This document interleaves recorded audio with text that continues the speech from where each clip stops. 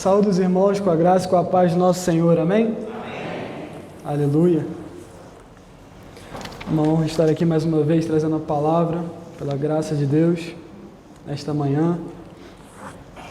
Irmãos, abram suas Bíblias em Gênesis capítulo 22.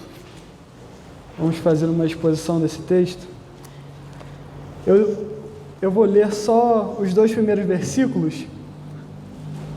Primeiramente, Gênesis foi escrito por Moisés durante os 40 anos de peregrinação no deserto antes da entrada da Terra Prometida, escrito aproximadamente entre 1400 e 1450 a.C. Gênesis é dividido em 2 partes principais. Do capítulo 1 até o capítulo 11 é dividido a história antiga, a história da criação, e a partir do capítulo 12 até o capítulo 50 trata da história de Abraão, de Isaac, Jacó e José no Egito, a história dos patriarcas de Israel. O propósito do livro de Gênesis, assim como o Pentateuco, escritos por Moisés, é escrever e detalhar como Deus havia escolhido a família de Abraão e como essa aliança que ele fez com Abraão, Isaac e Jacó se manifestava naquele povo 400 anos depois no Egito. Bom, vamos ler, vou fazer uma oração e eu queria expor algumas coisas antes de Gênesis 22. Depois dessas coisas, pôs Deus a Abraão à prova e lhe disse: Abraão, este lhe respondeu: Eis-me aqui. Acrescentou Deus: Toma teu filho, teu único filho, Isaque, a quem amas, e vai-te à terra de Moriá. Oferece-o ali em holocausto sobre um dos montes que eu te mostrarei. Aleluia. Vamos orar? Senhor Deus eterno Pai, eu te agradeço, Senhor, por mais um dia. Te agradeço, Pai, pela oportunidade de pregar a tua santa palavra. Pai, fala conosco, Deus. Em nome de Jesus, Pai, que a tua palavra seja pregada nesta manhã. Que o coração dos meus irmãos, Deus, esteja aberto à tua santa palavra. Espírito Santo de Deus, usa-me para a tua honra e para a tua glória. É isso que eu te peço, Deus, em nome de Jesus. Amém. Em Gênesis, começando no capítulo 1 e 2, é detalhada a história da criação, como Deus criou o mundo, a formação do homem e da mulher. E no capítulo 3 de Gênesis, ocorre a queda da humanidade, a queda do homem. Adão e Eva comem o fruto proibido, tentado pela serpente. E Deus, então, ele começa, a partir do verso 13, a declarar a maldição sobre a serpente, posteriormente a mulher e o homem. E em Gênesis, capítulo 3, versículo 15, Deus falando com a serpente, existe uma promessa. E essa promessa é no qual se desenvolve todo o restante da palavra de Deus. Gênesis capítulo 3, verso 15 nos diz assim: Porém, inimizade entre ti e a mulher, entre a tua descendência e o seu descendente. Este te ferirá a cabeça, e tu lhe ferirás o calcanhar. Logo, quando Adão e Eva caem, Deus faz essa promessa, do qual o fruto do ventre da mulher nascerá aquele que esmagará a cabeça da serpente. Todos nós sabemos que está falando de Cristo. E para Cristo chegar ao mundo, Deus foi escolhendo as famílias, foi escolhendo a linhagem do qual ele nasceria. E essa linhagem passa por Adão, Sete, Noé, Sem, Abraão, Isaac, Jacó, posteriormente Judá, Davi, até chegar Cristo no Novo Testamento. Em Gênesis capítulo 11, nós chegamos primeiramente em Abraão. E o interessante é que a história de Abraão se desenvolve novamente no tema herdeiro, no tema descendente. Parece que Moisés escreveu a história de Abraão literalmente como se fosse uma escada de capítulos, uma escada de problemas que iam sendo acrescentados até chegar ao nascimento de Isaque, o filho da promessa. Porque em Gênesis capítulo 11, verso 29, nos diz assim: Abraão e Naor, que eram filhos de Terá, tomaram para si mulheres. A de Abraão chamava-se Sarai, e a de Naor, Milca, filho de Arã. que foi pai de Milca e Isca. Sarai era estéril, não tinha filhos. A mulher de Abraão era estéril. A mulher de Abraão, nessa idade, na realidade, era idosa. Já tinham passado o período de menstruação, o período fértil dela. Abraão é chamado por Deus, em Gênesis capítulo 22, aos 75 anos de idade, para sair da terra de Ur dos caldeus, na Mesopotâmia, e fazer uma longa peregrinação até a terra de Canaã, terra no qual Deus promete dá-la para a sua descendência. Mas Abraão não tinha descendente. E começa a se desenvolver os problemas para que o descendente chegasse, para que essa promessa se cumprisse. Ainda no capítulo 12, Abraão desce para o Egito por causa de uma fome e mente, dizendo que Sarai, na verdade, não era sua esposa.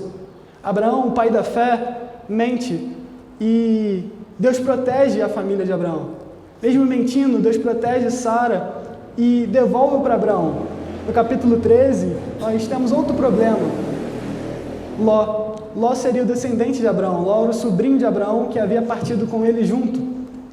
E por não ter filhos, o seu parente mais próximo, filho, seria Ló.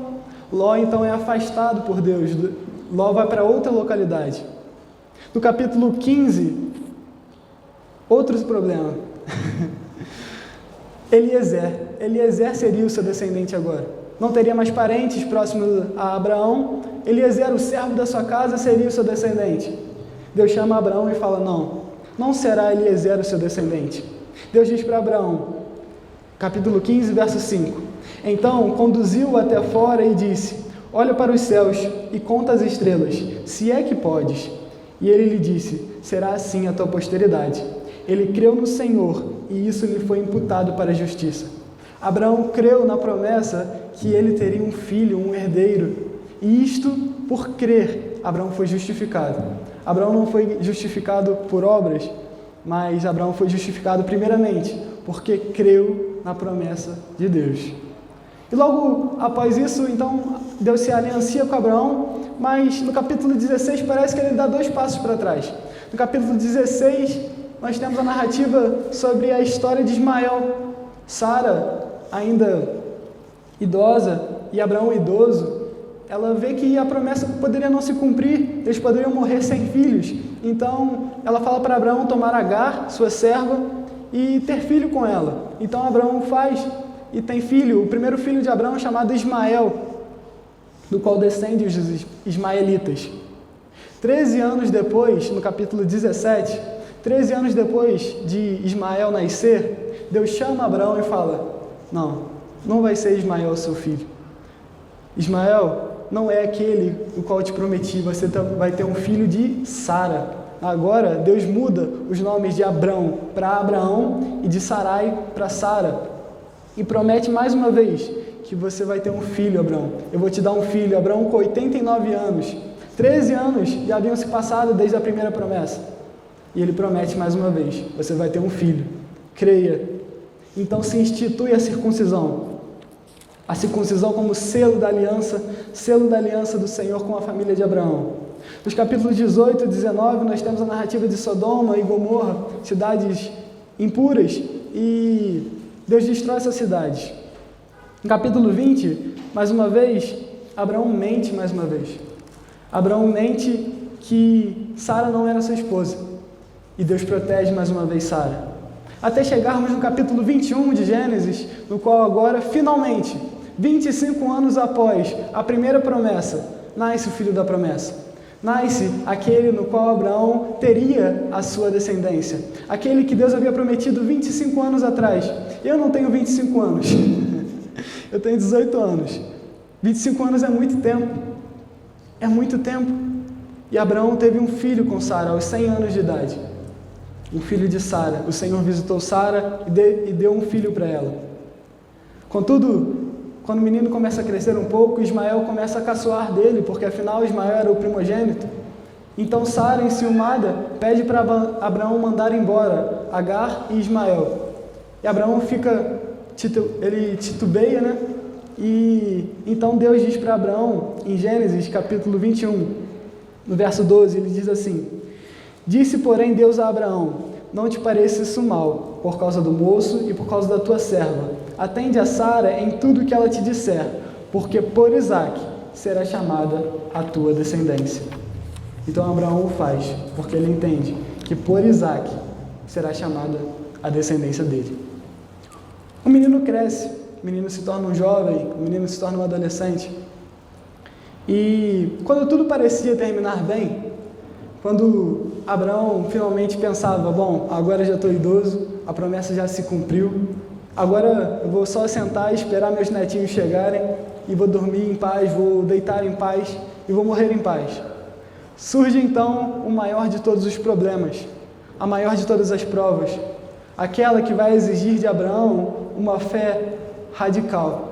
Não uma fé de um menino, não uma fé imatura, não. Vai exigir de Abraão toda a maturidade dele. Toda a fé que ele professava com a boca ter seria provada. Quando Abraão achava que estava tudo tranquilo, quando mais estava tranquilo, surge a maior de todas as ondas. E este é o tema dessa mensagem. Uma fé radical. Deus nos chama a viver uma fé radical. Estamos vivendo em um mundo cristão que está tudo bem se você não consegue ler a Bíblia, está tudo bem se você não consegue orar, você vem à igreja quando dá, eu leio quando dá, eu oro quando sobra tempo, eu não quero buscar a presença de Deus, ou então eu não me importo se eu não busco a presença de Deus, eu não ensino a palavra de Deus aos meus filhos, não prego para os meus filhos, não tenho um culto doméstico, vivo uma vida diferente durante a segunda até sábado e domingo eu venho para a igreja. Deus nos chama a viver uma fé radical, uma fé que é diferente. Ser cristão é ser radical. Ser cristão não quer dizer que ser radical quer dizer que você vai pegar em armas e fazer a revolução, não, nada disso. Mas você vai estar disposto, como o ministro André Mendonça, que o pastor gosta de citar aqui, ele falou, você vai estar disposto a dar sua vida pelo Evangelho. Isso é ser cristão, isso é ter uma fé radical. E essa fé radical, muitas das vezes, vai nos levar a lutar contra a nossa razão, lutar contra a lógica, lutar contra a racionalidade. E é isso o que Deus começa a fazer com Abraão, nos versos 1 e 2. Vamos ler mais uma vez?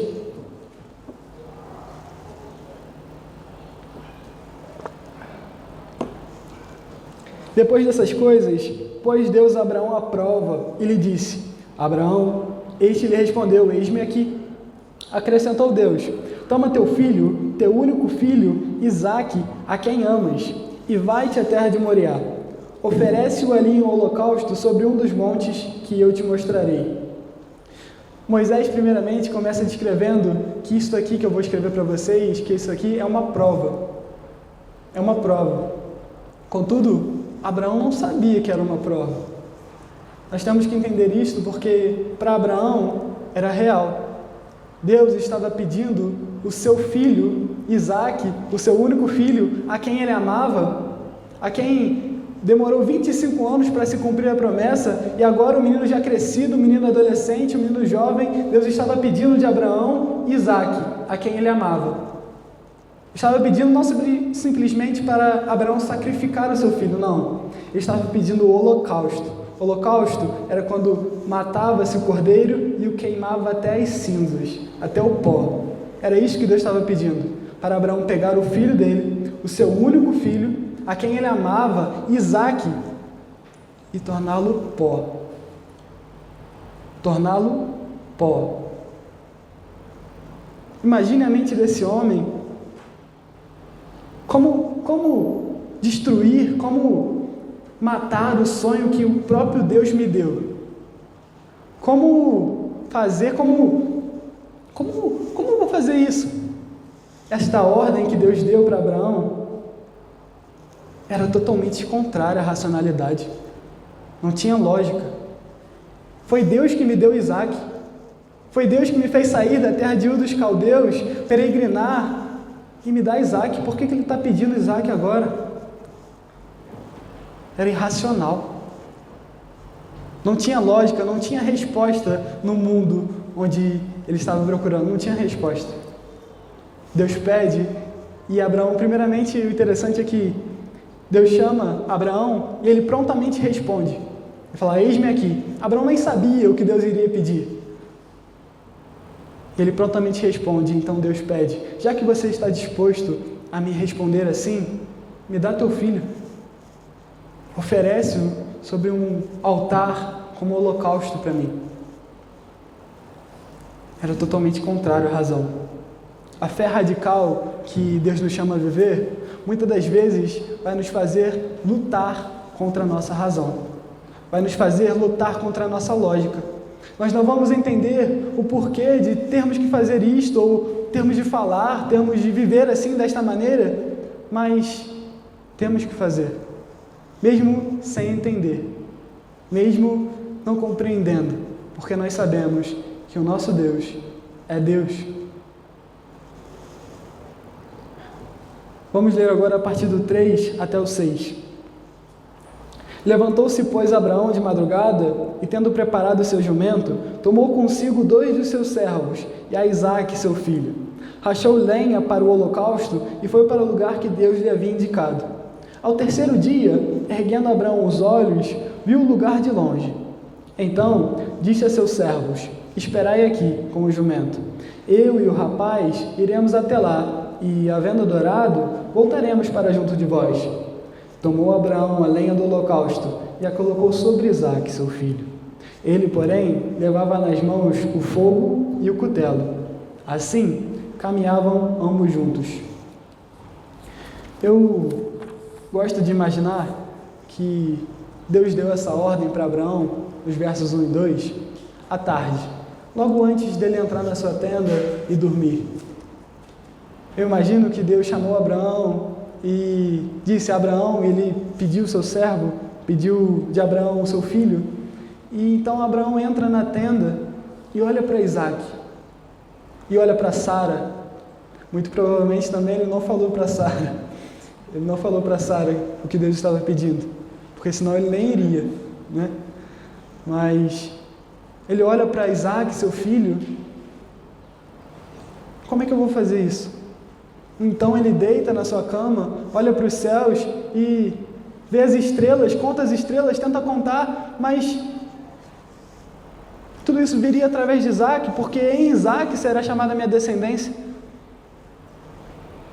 E Abraão, logo cedo, ele nem espera o dia amanhecer, não. O texto fala, a partir do verso 3, que ele levantou-se, pois Abraão de madrugada, rachou lenha, pegou Isaque, 2 de seus servos e um jumento e partiu para o lugar.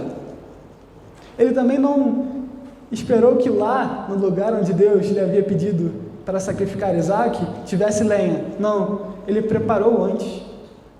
Ele preparou a lenha antes. Uma fé radical vai exigir de nós uma pronta obediência. É no outro dia. Deus pediu para Abraão e no outro dia Abraão já fez o que tinha que fazer. Abraão provavelmente não dormiu nesta noite. E a viagem também, meus irmãos, não foi uma viagem rápida. Não foi daqui à esquina, não. Foi uma viagem de 3 dias. Imagine esse homem olhando para Isaque, vendo Isaque dormir no primeiro dia, no segundo dia, e falando, meu Deus, eu vou matá-lo.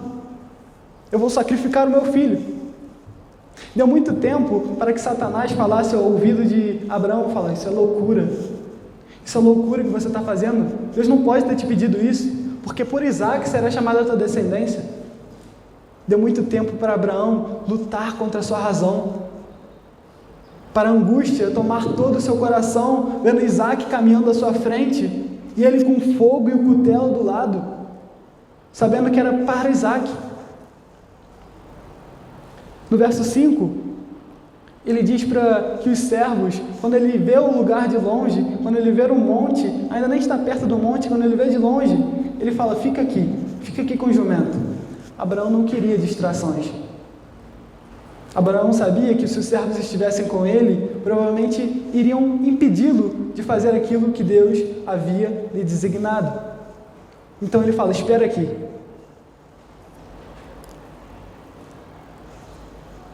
Esse final do verso 5 é muito importante. Já vou voltar nele. Segura ele aí. O verso 6 nos diz que Abraão colocou a lenha sobre Isaac. Isaac aí estava prefigurando o que Cristo faria 2000 anos depois.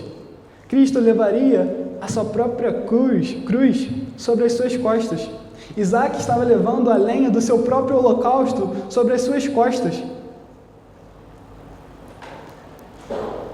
E Abraão leva o fogo e o cutelo e começa a subir o monte.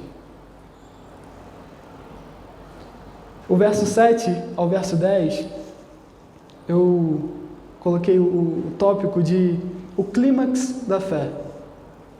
E muitas das vezes, esta fé radical, que exige uma pronta obediência, que exige muitas das vezes lutar contra a nossa razão, lutar contra a racionalidade, irá nos levar a lugares densos, a lugares profundos, a lugares tenebrosos, a lugares angústia, onde a angústia toma o nosso coração. Nós gostamos de citar o Salmo 23, no qual o Senhor é meu pastor, e realmente é o nosso pastor. Ele nos guia pelos vales verdejantes, ele nos leva para junto das águas de descanso, mas esse mesmo pastor que nos leva às águas de descanso, também nos leva a atravessar o vale da sombra e da morte. Está no verso 4. Ainda que eu ande pelo vale da sombra da morte, não temerei mal nenhum, porque tu estás comigo. O teu bordão e o teu cajado me consolam. Eu fui reparar isso nessa semana. O mesmo pastor que nos leva às águas verdejantes, nos leva também a passar pelo vale da sombra da morte. Nos leva a lugares densos, a lugares onde nós não vemos a luz no fim do túnel. Nós não vemos, na verdade, nem túnel. E este é o clímax da fé. É lugares difíceis de ser enfrentado, é lugares que, se nós, como ovelhas, pudéssemos não atravessar, não atravessaríamos, não passaríamos, escolheríamos outro lugar. Mas o pastor, que é o nosso Senhor, nos faz atravessá-lo. Verso 7. Quando Isaac disse a Abraão, seu pai, meu pai, respondeu Abraão, eis-me aqui, meu filho. Perguntou-lhe Isaac, eis o fogo e a lenha, mas onde está o cordeiro para o holocausto? Respondeu Abraão, Deus proverá para si, meu filho, o cordeiro para o holocausto. E seguiam ambos juntos. Chegaram ao lugar que Deus lhe havia designado. Ali edificou Abraão um altar. Sobre ele dispôs a lenha. Amarrou Isaque, seu filho, e o deitou no altar em cima da lenha. E estendendo a mão, tomou o cutelo para imolar seu filho. Este é o clímax da fé. Como eu disse, Isaque não era uma criança, porque uma criança não conseguiria levar a lenha do seu próprio holocausto sobre as suas costas. Isaque, na realidade, era um jovem. Ele sabia, ele já tinha feito vários holocaustos ao Senhor com Abraão, seu pai. Ele sabia que um holocausto exige um cordeiro para ser sacrificado. E ele então está subindo o monte com seu pai levando fogo de uma mão e o cutelo na outra, e ele levando a lenha, e ele olha para o lado, olha para o outro e fala, pai, cadê o cordeiro? Cadê o cordeiro? Esta pergunta, muito provavelmente, atravessou o coração de Abraão como uma flecha. Porque Abraão sabia que o cordeiro, na realidade, era Isaque. Que ele estava subindo para matar o seu filho.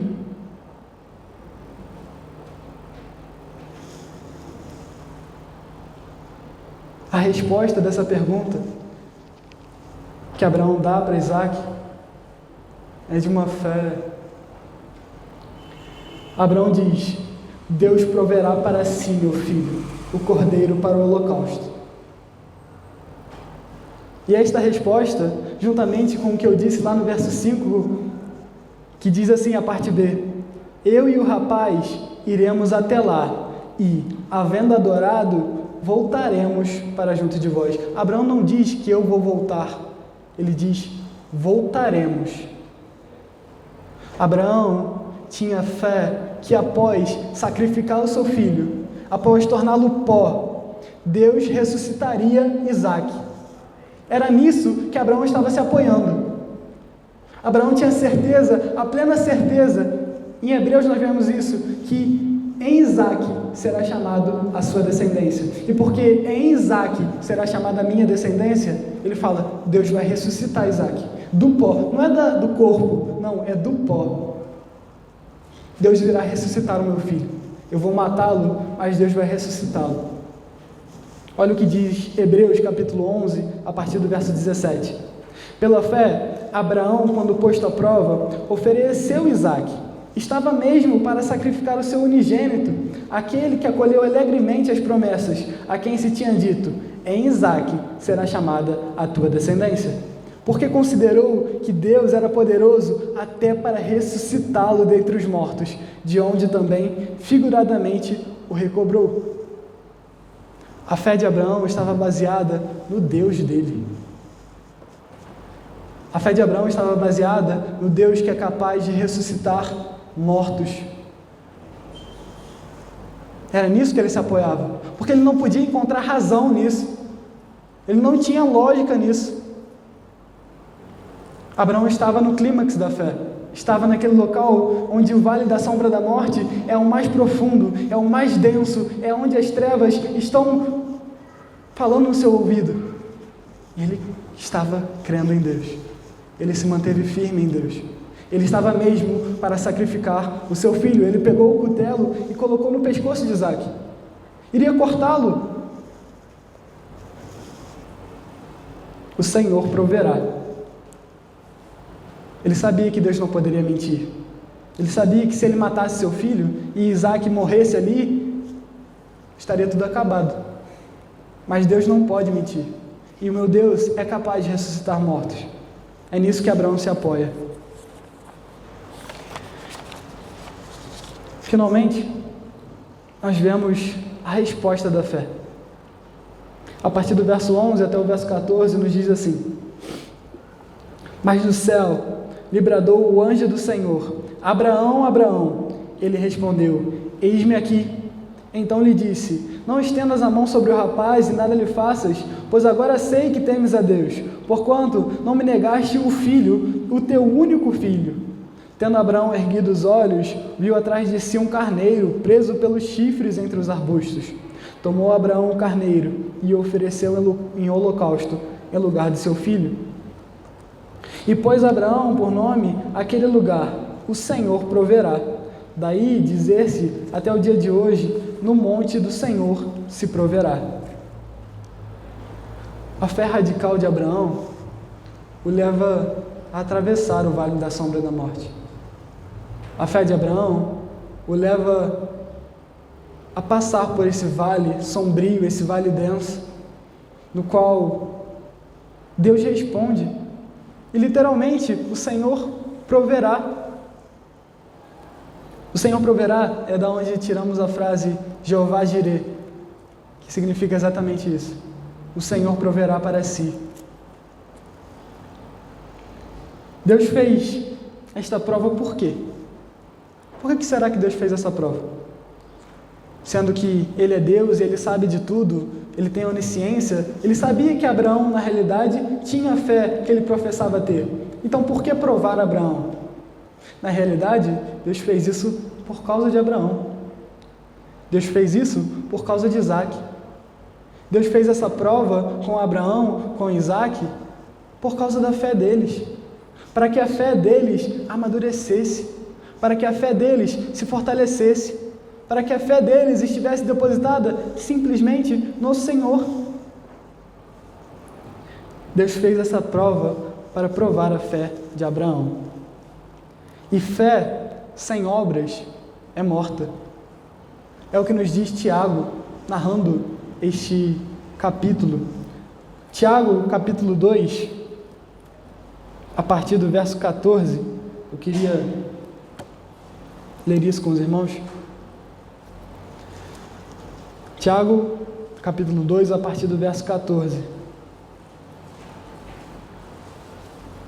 Meus irmãos, qual é o proveito se alguém disser que tem fé, mas não tiver obras? Pode, acaso, semelhante fé salvá-lo? Obviamente, Tiago está esperando a resposta: não. Se um irmão ou uma irmã estiverem carecidos de roupa e necessitados de alimento cotidiano, e qualquer dentre vós lhe disser: ide em paz, aquecei-vos e fartai-vos, sem contudo lhes dar o necessário para o corpo, qual é o proveito disso? Se um irmão ou uma irmã estiverem necessitados de alguma coisa, e simplesmente nós falamos: nós vamos fazer uma oração por você e vai dar tudo certo, mas não metermos a mão no nosso bolso e dar um dinheiro, e dar comida, e dar abrigo, vamos fechar a igreja. Não precisa. Assim, também a fé, se não tiver obras, por si só está morta. Então Tiago começa a discutir com um oponente imaginário. Ele fala assim: mas alguém dirá: tu tens fé e eu tenho obras. Mostra-me esta fé sem obras, e eu com as obras te mostrarei a minha fé. As obras são aquilo que provam aos olhos humanos que você tem fé. Se você não tiver obras, mas professa com a boca crer em Cristo, você não crê em Cristo. Você não tem a fé que é capaz de regenerá-lo, que é capaz de santificá-lo, que é capaz de justificá-lo pelo sacrifício de Cristo. Verso 19: crês tu que Deus é um só? Fazes bem, até os demônios creem e tremem. Você tem uma boa teologia? Você tem uma teologia reformada? Parabéns. Quantos também não têm? Quantos também não vão queimar no inferno?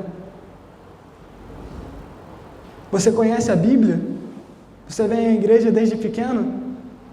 Parabéns. Quantos também, quando crescem, não se desviam?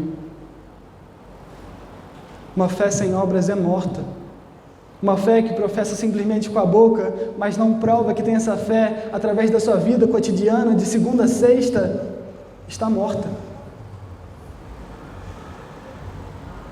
Queres, pois, ficar certo, ó homem insensato, de que a fé sem obras é inoperante? Não foi por obras que nosso pai Abraão foi justificado, quando ofereceu sobre o altar o próprio filho, Isaque? Vê como a fé operava juntamente com as suas obras. Com efeito, foi pelas obras que a fé se consumou, e se cumpriu a Escritura, a qual diz: ora, Abraão creu em Deus, e isso lhe foi imputado para a justiça, e foi chamado amigo de Deus. Verificais que uma pessoa é justificada por obras e não somente por fé. A chave de entendimento disso é que quando uma pessoa tem fé, ela tem obras. Quando uma pessoa tem a fé verdadeira, a fé que é capaz de salvá-la, ela pratica esta fé. Ela põe em prática. Ela ama aquele que a odeia. Ela perdoa aquele que a xinga, a maltrata. Qual é o proveito da sua fé se você simplesmente diz que tem fé, mas vive como qualquer outro? Qual o proveito da sua fé se você se diz cristão, mas você não vive como um cristão? Não vive como aquele que crê em Cristo? Que fé é essa? Você não acha que essa fé está morta? Você acha que essa fé não pode te salvar realmente? Se dissemos que nós somos um povo cristão, mas não pratica, não vive na prática do cristianismo verdadeiro, da palavra de Deus, só tem uma resposta: nós só podemos nos arrepender, crer em Cristo, porque nunca nascemos de novo. Se você se diz cristão, mas não vive uma vida cristã, se arrependa, crê em Cristo, porque nunca nasceu de novo. Se você vive na prática do pecado, na prática do erro, se arrependa, crê em Cristo e nasça de novo.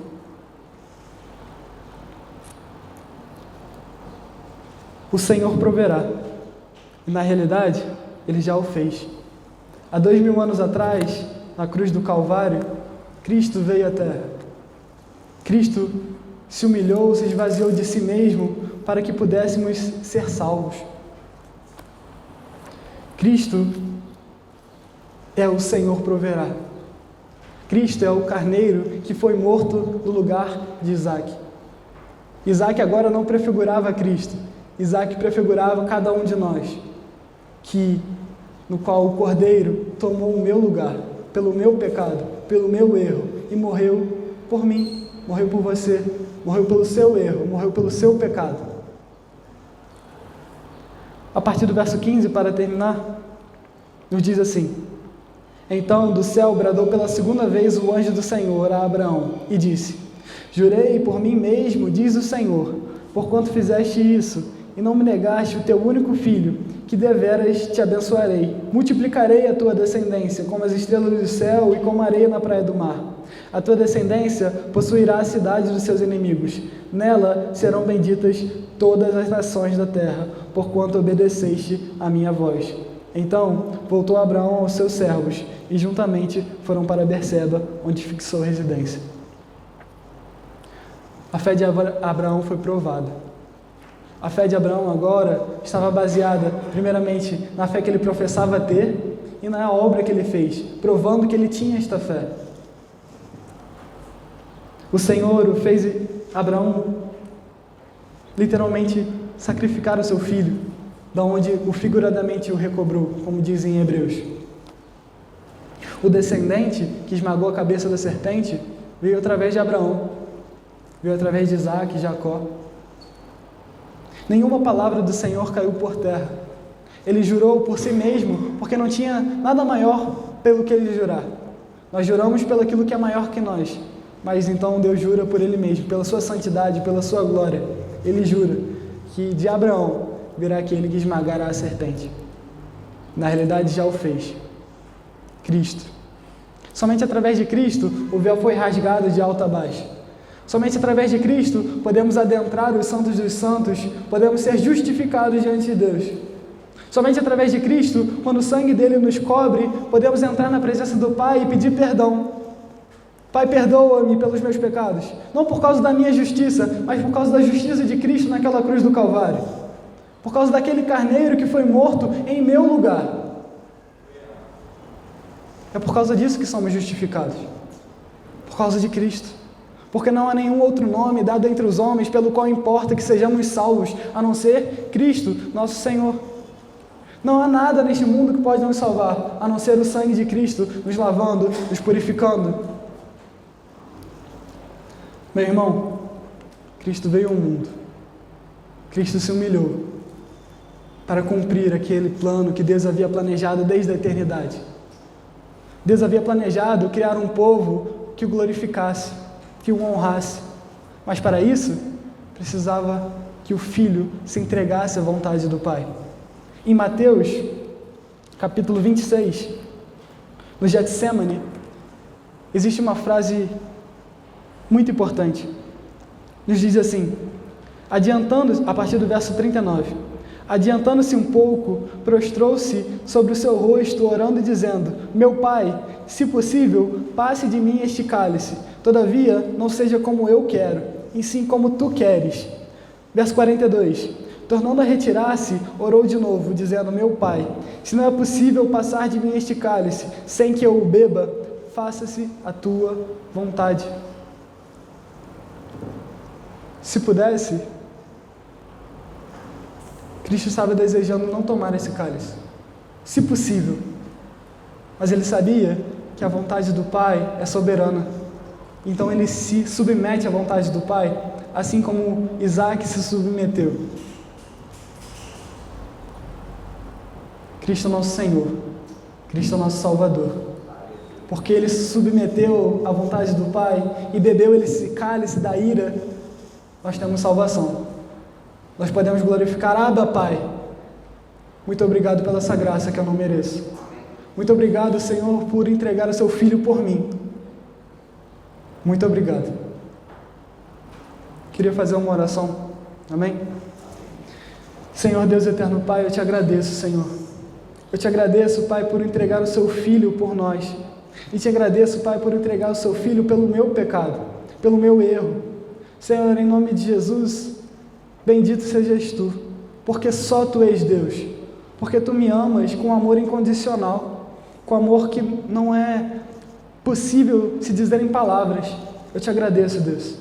Glorificado, Pai, seja o teu nome, porque tu és santo, tu és poderoso, tu és o Deus vivo que nos santifica através do seu Filho. É isso que eu te peço, Senhor, e já te agradeço. Em nome de Jesus. Amém e amém. Que Deus abençoe.